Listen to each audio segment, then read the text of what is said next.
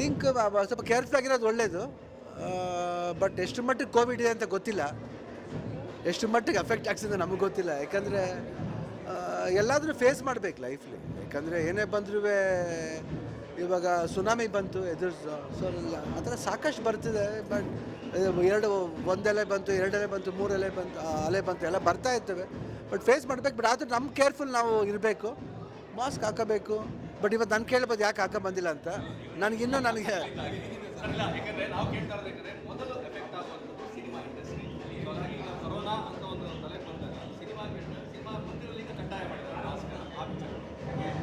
ಅಂದರೆ but I don't think ಅದು it will effect actually.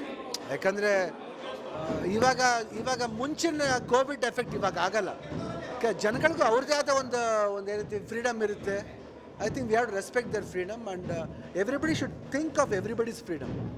ಯಾಕೆ ನಾವು ಫ್ರೀಡಮ್ಲಿ ಕಂಟ್ರಿಲಿ ಇತ್ಕೊಂಡು ನಾವು ಎಲ್ಲದಕ್ಕೂ ಕಡಿವಾಣ ಆಗ್ತಾ ಹೋದರೆ ಓಕೆ ಕೋವಿಡ್ ಅನ್ನೋದಿದೆ ಇಲ್ಲ ಅಂತಲ್ಲ. ಬಟ್ ಎಷ್ಟು ಮಟ್ಟಿಗಿದೆ, ಎಲ್ಲೆಲ್ಲಿ ಎಫೆಕ್ಟ್ ಆಗ್ತಿದೆ ಅದು ನೋಡಬೇಕು ಅಷ್ಟೇ.